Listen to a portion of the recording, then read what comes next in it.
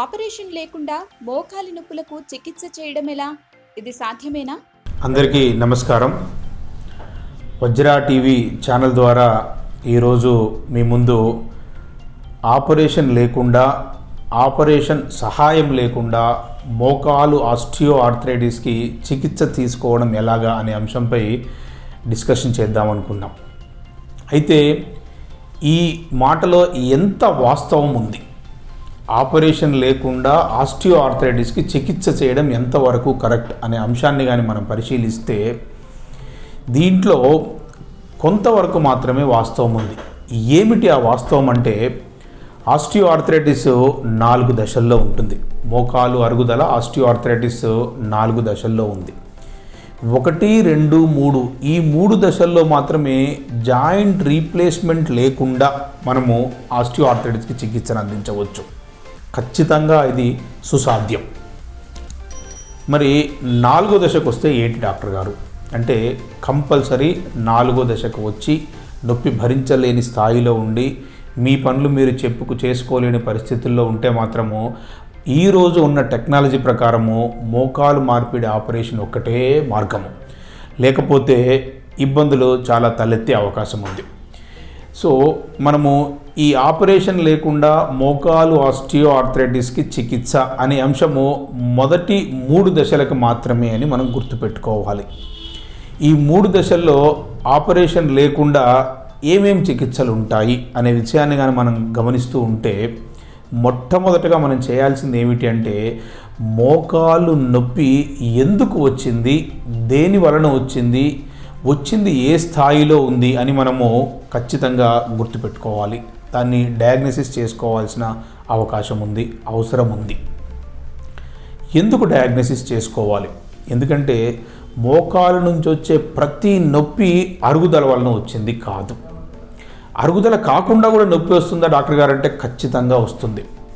ఏ పరిస్థితుల్లో అరుగుదల కాకుండా నొప్పి వస్తుంది అంటే, దెబ్బ తగలడం వల్ల మోకాలు లోపల ACL, PCL anterior cruciate ligament, posterior cruciate ligament అని లిగమెంట్స్ ఉంటాయి. ఆ లిగమెంట్లు దెబ్బతినడం వల్ల నొప్పి వస్తుంది. లోపల కుషన్స్ అంటాం, మీడియల్ మెనిస్కస్, లేటరల్ మెనిస్కస్ అని 2 కుషన్ లాంటి షాక్ అబ్జార్బర్స్ ఉంటాయి. ఈ రెండిట్లో ఏదో ఒక కుషన్ కట్ అయిపోయిన ముక్క జాయింట్ లోపలికి వస్తే వాటి వల్ల కూడా నొప్పి వస్తూ ఉంది. ఎప్పుడో చిన్నప్పుడు తగిలిన దెబ్బ వల్ల, లేకపోతే ఈ మధ్య కాలంలో తగిలిన దెబ్బ వల్ల మోకాలు లోపల కార్టిలేజ్ లూజ్ ముక్కలు తయారవుతాయి. ఆ లూజ్ ముక్కలు తయారైనవి అడ్డం పడితే కూడా వాటి వల్ల కూడా నొప్పి వస్తుంది. జాయింట్ అరమరికలో తేడా ఉండడం వల్ల కూడా నొప్పి వస్తూ ఉంటుంది. తర్వాత మోకాలు ముందు ఉన్న స్ట్రక్చర్స్ ఏమిటంటే, మోకాలు చిప్ప. ఆ మోకాలు చిప్పని కరెక్ట్గా సెంటర్లో ఉంచడానికి అటు లిగమెంట్స్, అటు కండరాలు, ఇటు కండరాలు ఉంటూ ఉంటాయి. లోపల సైడ్ అయితే MPFL అంటారు. దాంట్లోనే వాస్టస్ మీడియస్ ఆబ్లికస్ అనే మజిల్ కూడా ఉంటుంది. ఇటు సైడ్ లేటరల్ రెటినాక్యులం అంటారు. ఈ మధ్యలో బ్యాలెన్స్ ఉండడం వల్ల మోకాలు చిప్ప ఆ కరెక్ట్గా ఆ గ్రూవ్లో ఆడడం జరుగుతూ ఉంటుంది. ఇటుపక్క కానీ అటుపక్క కానీ దెబ్బ తగలడం వల్ల మోకాలు చిప్ప ఇటుపక్క అటుపక్క పోయే అవకాశం ఉంది. మాల్ ట్రాకింగ్ ఆఫ్ పటెల్లా అంటారు దీన్ని. ఈ మాల్ ట్రాకింగ్ ఆఫ్ పటెల్లా వల్ల కూడా నొప్పి అనేది వస్తూ ఉంటుంది. నెక్స్ట్, మోకాలు చిప్పు ముందల చర్మానికి లోపలి పక్క బర్సా అనే ఒక టిష్యూ పెట్టాడు భగవంతుడు. అయితే ఈ టిష్యూ ఏం చేస్తుందంటే, జాయింట్ని లూబ్రికేట్ చేస్తూ ఉంటుంది, మోకాల మీద పడే ఒత్తిడిని తగ్గిస్తూ ఉంటుంది. ఎక్కువ మోకాల మీద కూర్చొని లేవడం వల్ల, యూరిక్ యాసిడ్ పెరగడం వల్ల, దెబ్బ తగలడం వల్ల ఈ బర్సాకి ఇన్ఫ్లమేషన్ జరుగుతూ ఉంటుంది. ఈ బర్సాకి ఇన్ఫ్లమేషన్ జరిగితే కూడా మోకాలు లోపల నొప్పి అనేది వస్తుంది. ఈ నొప్పికి ఆస్టియో ఆర్థరైటిస్ వల్ల వచ్చే నొప్పికి చాలా తేడా ఉంది. తరువాత మోకాలు బయట అంటే మోకాలు కింద ఎముక టిబియా అంటాం, టిబియల్ ట్యూబరాసిటీ అంటాం. అక్కడ ఏమవుతుందంటే, ఆ టిబియల్ ట్యూబరాసిటీ ట్రాక్షన్ ఎంతిసోపతి లాగా అప్పుడప్పుడు ఈ చిన్న ఫ్రాగ్మెంటేషన్ అవుతుంది. పెరిగే వయసులో 16 నుంచి 18 సంవత్సరాల వయసు పిల్లల్లో స్పోర్టింగ్ యాక్టివిటీ ఎక్కువగా ఉన్న వాళ్ళల్లో ఇది చూస్తూ ఉంటాం. దాన్ని ఆష్గుడ్ స్లాటర్స్ డిసీజ్ అంటూ ఉంటారు. వాళ్ళల్లో కూడా మోకాలు నొప్పి అనేది వస్తూ ఉంటుంది. ఓకే, ఇన్ని రకాల కారణాల వల్ల వచ్చే నొప్పిని మనము ఆస్టియోఆర్థరైటిస్ అని లేబుల్ చేయకూడదు. ఆర్థరైటిస్ ఎన్ని స్టేజ్లుగా ఉంటుంది? ఆస్టియోఆర్థరైటిస్ 4 స్టేజ్ల్లో ఉంటుంది. ఈ స్టేజీని మనం ఎట్లా క్యాలిక్యులేట్ చేస్తామంటే, పై ఎముకకి కింది ఎముకకి అంతరము ఎంత తగ్గిపోతే, ఆ మధ్యలో గ్యాప్ ఎంత తగ్గిపోతే జాయింట్ లోపల జరిగే మార్పుల్ని మనము ఆ గ్యాప్ను తగ్గేదాన్ని బట్టి మనము క్యారెక్టరైజ్గా చేస్తాం మనం. ఇది ఎట్లా చేయాలంటే, ఒక డిజిటల్ ఎక్స్రే నిలబెట్టి తీసిన మోకాలు ఎక్స్రేలో ఆ రెండింటి మధ్యలో ఉండే అంతరం తగ్గిపోవడం అంటే ఏమిటి అంటే కార్టిలేజ్ వెళ్ళిపోవడము వల్ల ఏమవుతుందంటే నొప్పి అనేది పెరుగుతూ వస్తుంది. కార్టిలేజ్ అనేది ప్రొటెక్టివ్ లేయర్, మృదులాస్థి అంటారు దాన్ని. ఈ కార్టిలేజ్ ప్రొటెక్టివ్ లేయర్ పోవడం వల్ల మోకాలు దూరంగా ఉండాల్సిన సుమారు 8 నుంచి 10 మిల్లీమీటర్ల దూరంలో ఉండాల్సిన 2 మోకాళ్ళు దగ్గరికి వచ్చేసి మోకాలు అరిగిపోతూ ఉంటుంది. ఈ అరుగుదల స్థాయిని బట్టేసి, ఈ డీజనరేషన్ స్థాయిని బట్టి 1, 2, 3, 4 స్థాయిలుగా వివరిస్తూ ఉంటాం మనం. ఈ 4వ స్టేజ్ అంటే 2 ఎముకలు దగ్గరికి వచ్చేసి అడుగు వేస్తే నొప్పి, ఏ పని చేయలేకపోవడము, ఏ రకమైన పని వారంతటా వారు చేసుకోలేకపోవడము జరుగుతూ ఉంటుంది. దాన్ని 4వ స్టేజ్ ఆస్టియోఆర్థరైటిస్ అంటారు. ఇక కొంచెం దాన్ని బట్టి చుట్టూ ఆస్టియోఫైట్స్ ఫామ్ అయిన దాన్ని బట్టి, టిబియల్ స్పైన్ బీక్ అవ్వడాన్ని బట్టి మన కేఎల్ స్టేజింగ్ ప్రకారము 4 స్టేజీలుగా దాన్ని విభాగిస్తాం. ఒకవేళ 4వ స్టేజీ అని తెలిసిన తర్వాత నిర్లక్ష్యం చేస్తే ఏమవుతుంది? 4వ స్టేజీ అని తెలిసిన తర్వాత నిర్లక్ష్యం చేస్తే ఏమవుతుంది అంటే, 4వ స్టేజీలో ముఖ్యంగా మనిషిని ఇబ్బంది పెట్టేవి 2: జాయింట్ వంకర అయిపోవడము, జాయింట్ నుంచి నొప్పి రావడము. ఈ వంకర అవడం వల్ల నడకతోటి ఏమవుతుందంటే నడుములో ప్రాబ్లమ్స్ వస్తాయి. నడుము నొప్పి, డిస్కులు కదిలిపోవడము, ఎముక ముందులకి స్పాండిలోలిసిస్ రావడము ఫస్ట్ పాయింట్. రెండవది, నొప్పి పెరిగిపోయి ఊబకాయం పెరిగిపోతుంది. ఏ పని తాను చేసుకోలేని పరిస్థితి, ఒకటే దగ్గర కూర్చొని అన్ని దగ్గరికి తెచ్చివాల్సి వస్తుంది. ఇది అన్నిసార్లు సాధ్యం కావచ్చు ఇంట్లో పెద్దవాళ్ళు ఉన్నప్పుడు.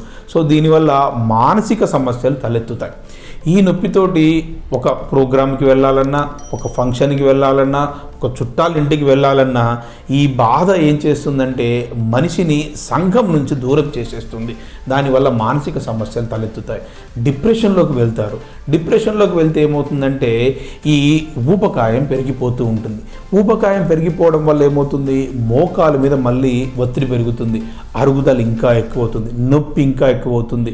ఇక అప్పుడు ఆల్మోస్ట్ ఆ స్టేజ్లో కూడా మనం జాగ్రత్త తీసుకోకపోతే ఇక ఈ వీల్ చైర్ బౌండ్, లేకపోతే బెడ్ రిడన్, లేకపోతే హౌస్ బౌండ్, ఈ మూడిట్లో ఏదో ఒకటి అయ్యే అవకాశం ఉంది. 4వ స్టేజ్ వచ్చిన తర్వాత ట్రీట్మెంట్ తీసుకోకపోతే ఈ సామాజిక మానసిక సమస్యలు వచ్చి అరుగుదల చాలా ఎక్కువైపోయి ఆపరేషన్ చిన్నది కాకుండా పెద్ద ఆపరేషన్ అవసరం పడే అవకాశం ఉంది. అంటే లోపల వేసే ఇంప్లాంట్స్లో మనము ఆ జాయింట్ రీప్లేస్మెంట్కి పైన చిప్పలు అంటారు కదా, సో ఆ చిప్పల్ని మార్చేసేసేసి పద్ధతి పెరిగిపోయే అవకాశం ఉంది, ఖర్చు కూడా పెరిగిపోయే అవకాశం ఉంది. అసలు ఆపరేషన్ లేకుండా ఆర్థరైటిస్కి చికిత్సలో ఎన్ని విధానాలున్నాయి?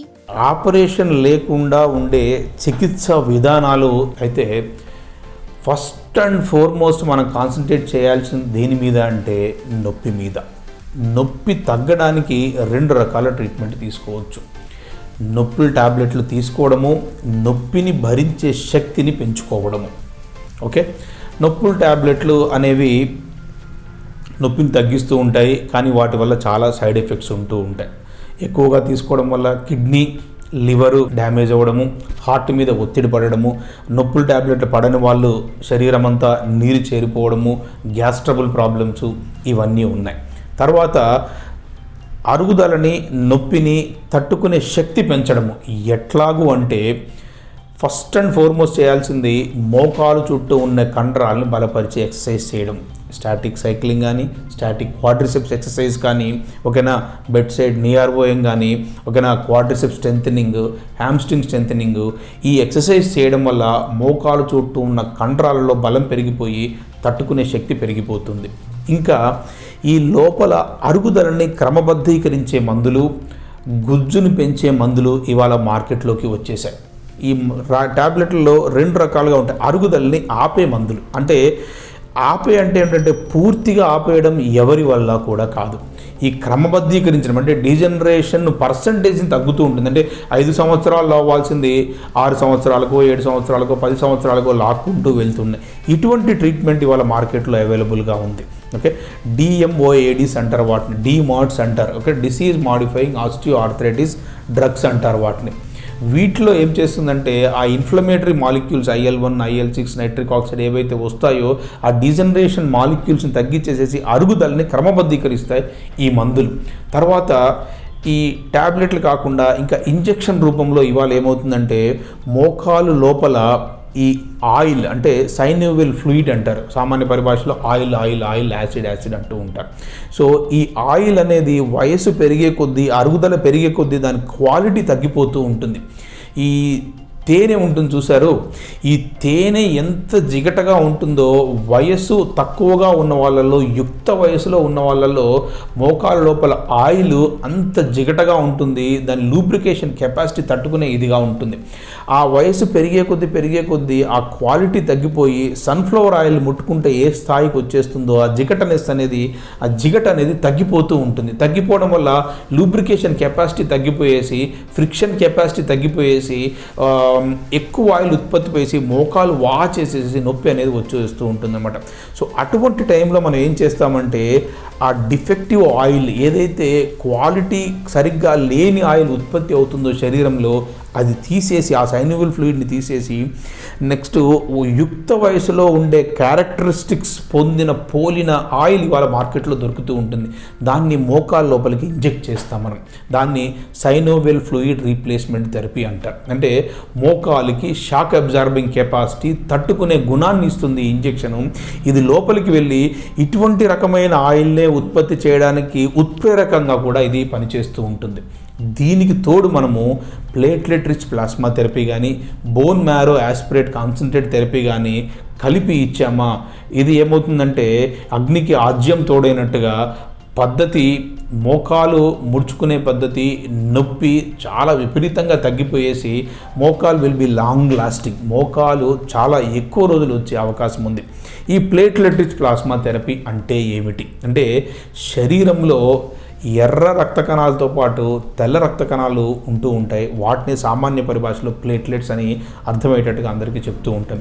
ఈ ప్లేట్లెట్ రిచ్ ప్లాస్మాని కానీ మనం తీసుకున్న రక్తంలోంచి సపరేట్ చేసేసి మనము మోకాళ్ళ లోపలికి ఇంజెక్ట్ చేయడం వల్ల అరుగుదల క్రమబద్ధీకరించి దాంట్లో ఉండే యాంటీ ఇన్ఫ్లమేటరీ కెపాసిటీ వల్ల ఏమవుతుందంటే నొప్పి త్వరగా తగ్గే అవకాశం ఉంది.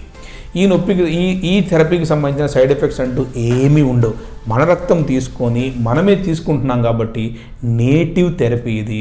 ఓకేనా, రీజనరేటివ్ మెడిసిన్, ఆర్థోబయాలజిక్స్లో ఇదంతా ఒక పెద్ద సబ్జెక్ట్.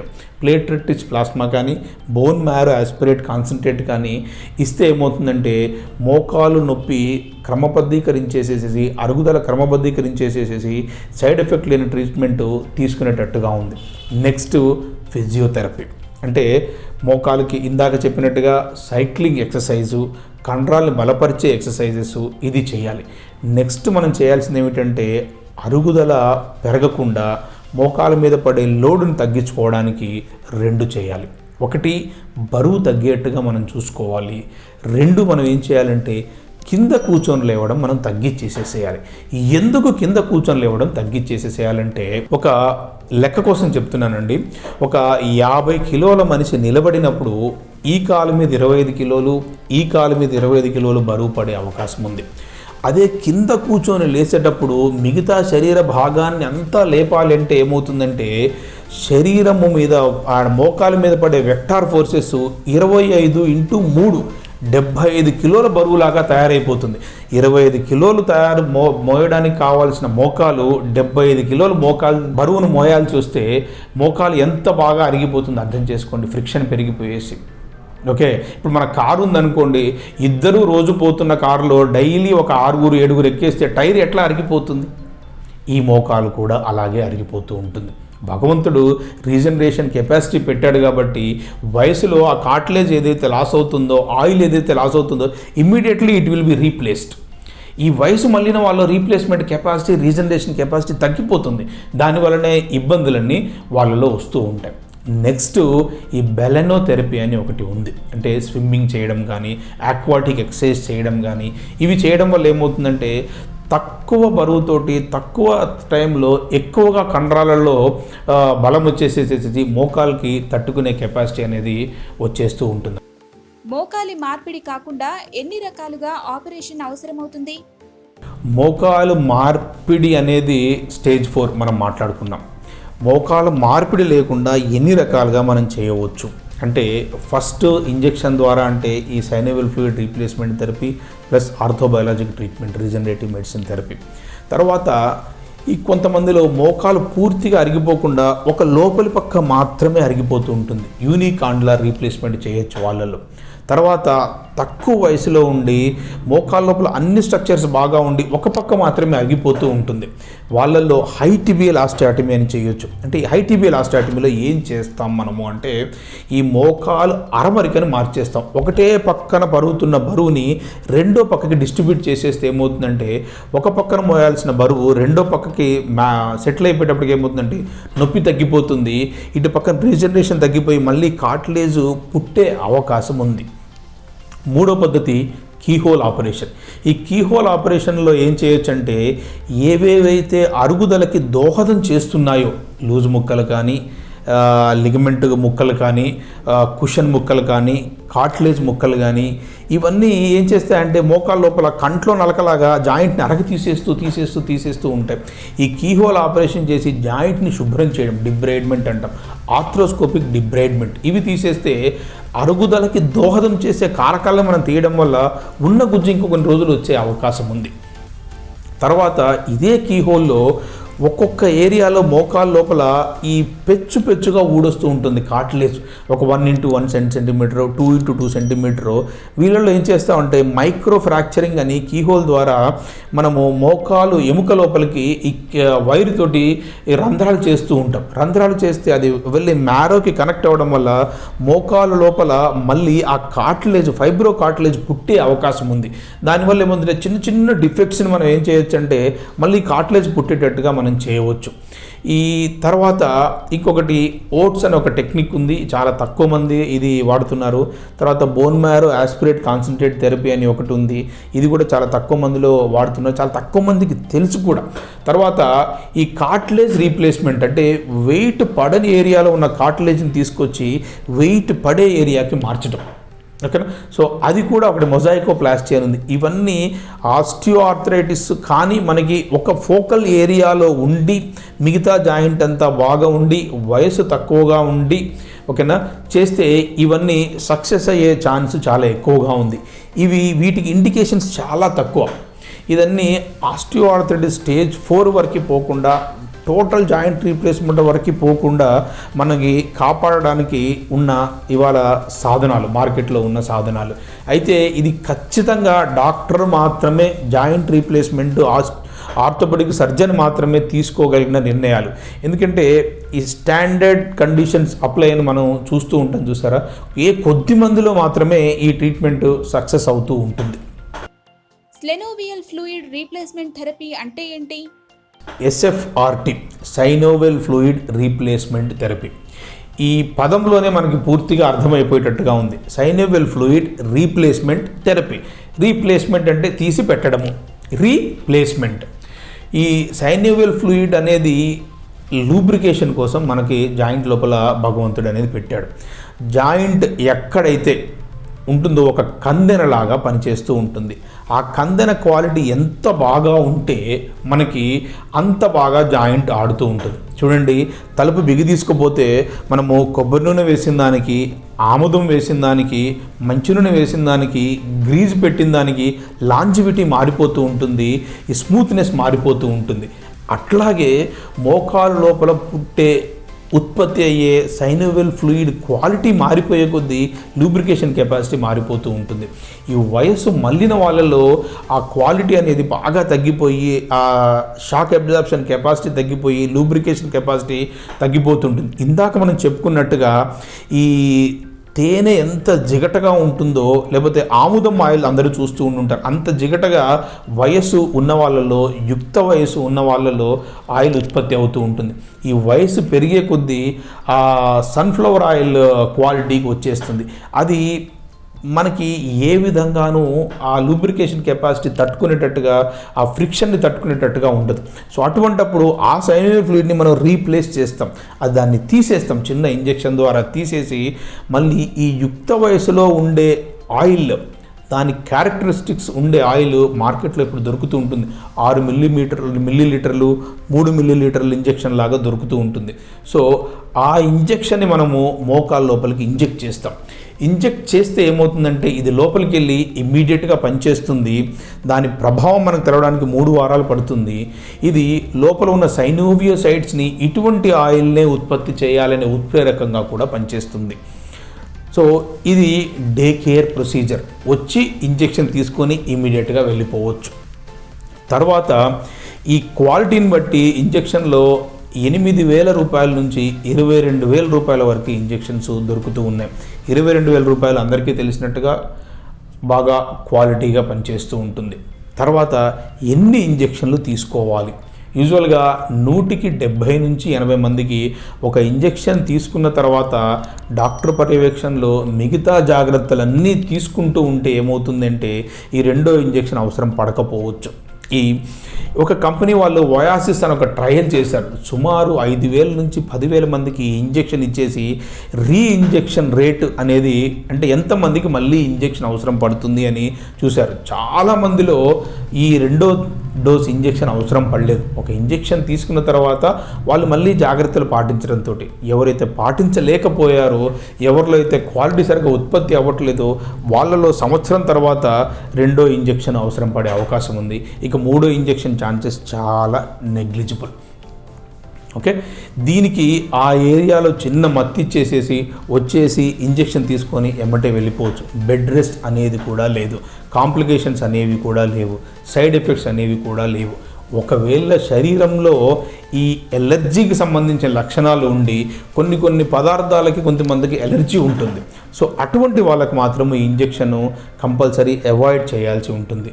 సో డాక్టర్తో కూర్చొని శ్రద్ధగా మన ఎలర్జీస్ గురించి మాట్లాడుకునేసి అప్పుడు ఈ ఇంజెక్షన్ తీసుకోవడంతో మంచి ఉపశమనం దొరికే అవకాశము ఉంది అన్నమాట. తర్వాత ఈ థెరపీ అని చెప్పేసి ఇంజెక్షన్ థెరపీ అనేసి చాలామంది లోపల స్టిరాయిడ్ ఇంజెక్షన్ తీసుకుంటూ ఉంటారు.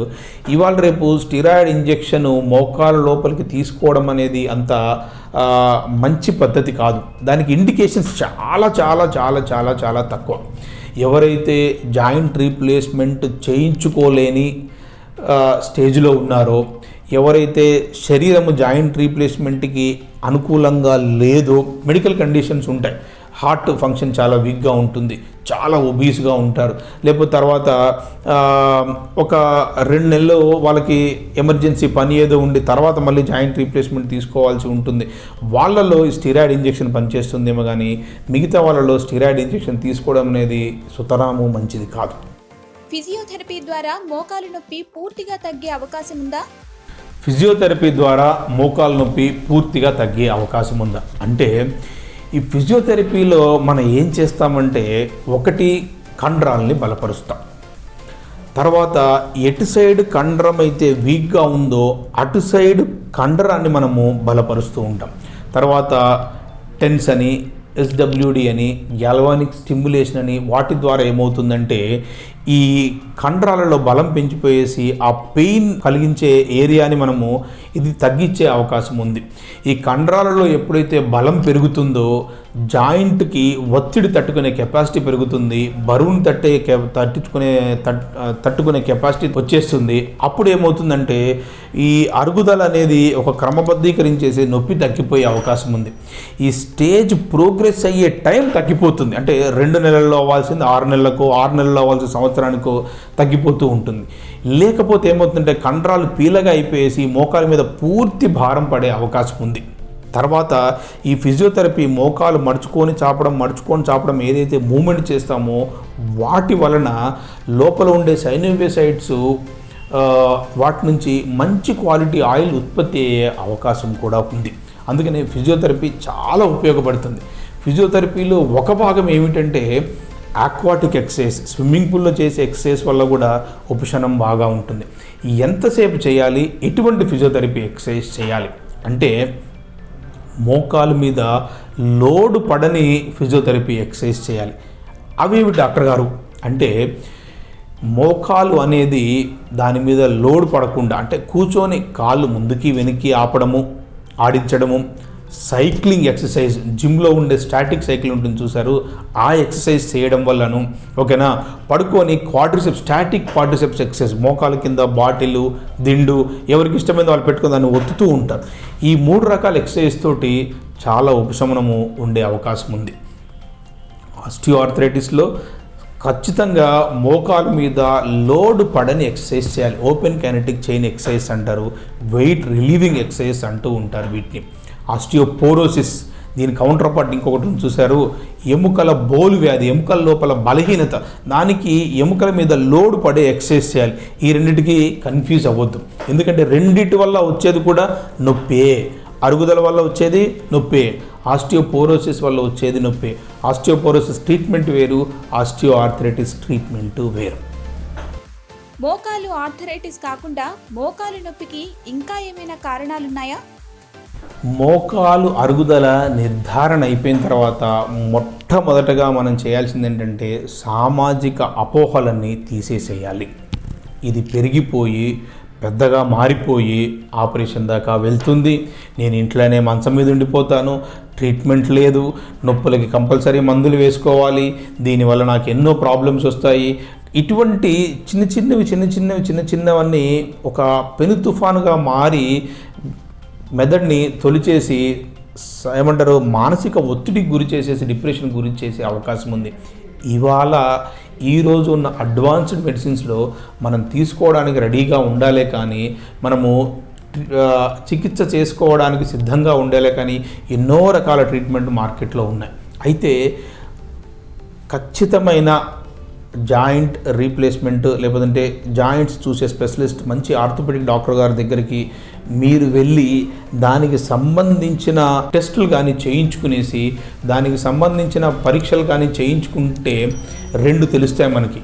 ఏ స్థాయిలో ఉంది మనకు అరుగుదల, ఈ అరుగుదల గల కారణం ఏమిటి, కారణాన్ని ఎందుకు తెలుసుకోవాలి డాక్టర్ గారు అంటే ఈ ఒక్కొక్కసారి యూరిక్ యాసిడ్ పెరగడం వల్ల టెంపరీ మోకాలు నొప్పి వస్తూ ఉంటుంది, రుమటాయిడ్ ఆర్థరైటిస్ వల్ల మోకాలు నొప్పి వస్తూ ఉంటుంది, ఈ జాయింట్ లోపల అరమరికలు మారడం వల్ల మోకాలు నొప్పి వస్తూ ఉంటుంది, లూజ్ ముక్కలు పెరిగిపోవడం వల్ల మోకాలు నొప్పి వస్తూ ఉంటుంది, కుషన్ కట్ అవ్వడం వల్ల మోకాలు నొప్పి, ఇవన్నీ టెంపరీగా వచ్చే మోకాలు నొప్పులు. దీన్ని ఆర్థరైటిస్ అనేసి భయపడిపోవాల్సిన అవసరం లేదు.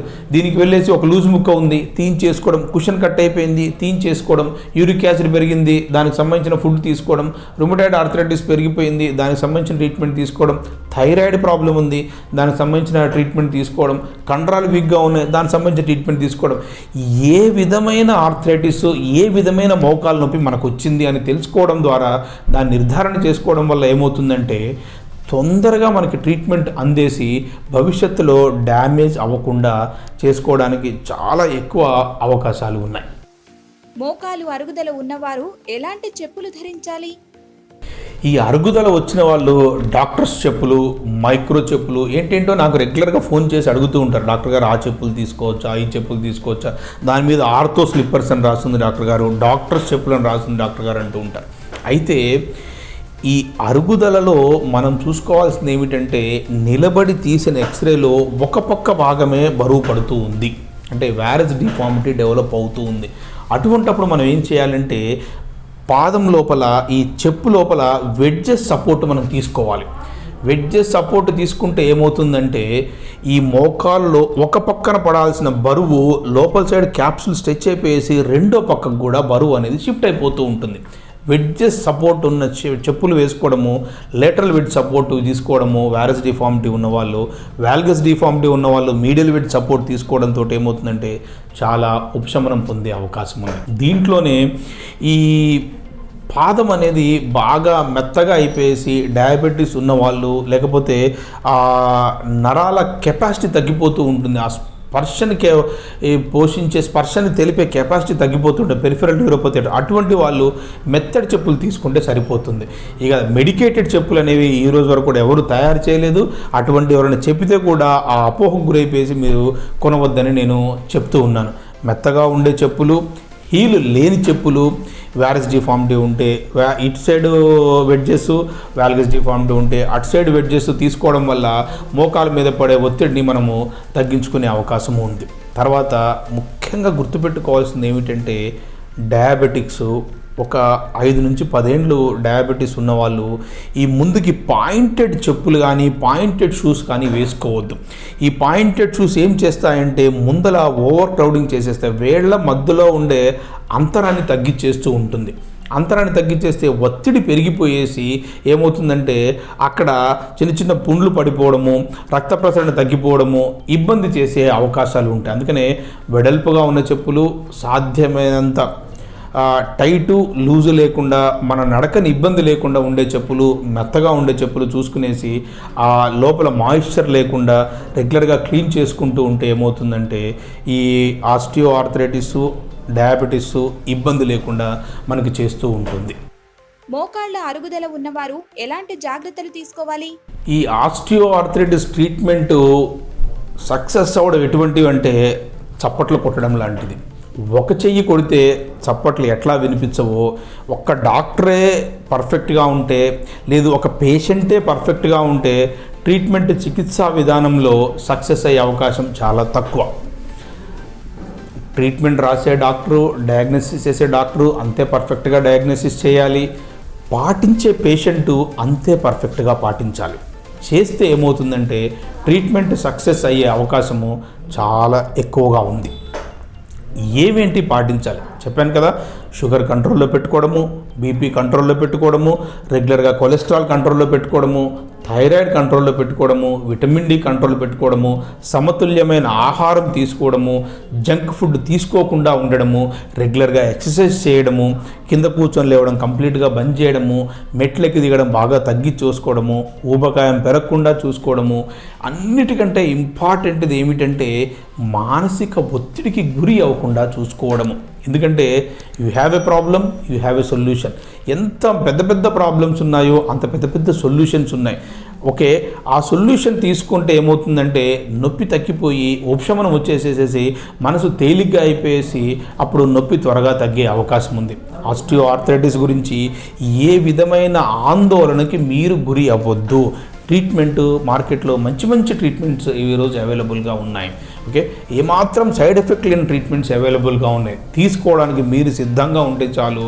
స్టేజ్ 3 ఆస్టియో ఆర్థరైటిస్ వరకు కూడా, early stages of stage 4 osteo arthritis కూడా మనం చిన్న చిన్న మార్పులతోటి, ఇంజక్షన్లతోటి, ట్యాబ్లెట్లతోటి ఉత్తేజకరమైన ట్రీట్మెంట్ చేసే అవకాశము చాలా ఎక్కువగా ఉంది.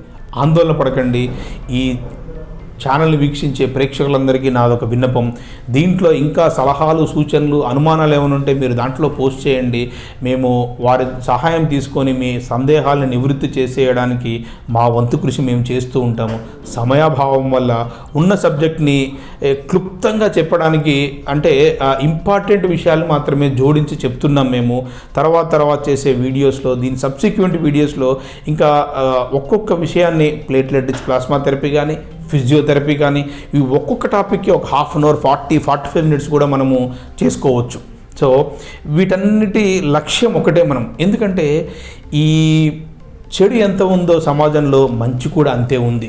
కాకపోతే మంచి ఎంత తక్కువగా వ్యాప్తి చెందుతుందో చెడు అంత ఎక్కువగా వ్యాప్తి చెందుతూ ఉంటుంది.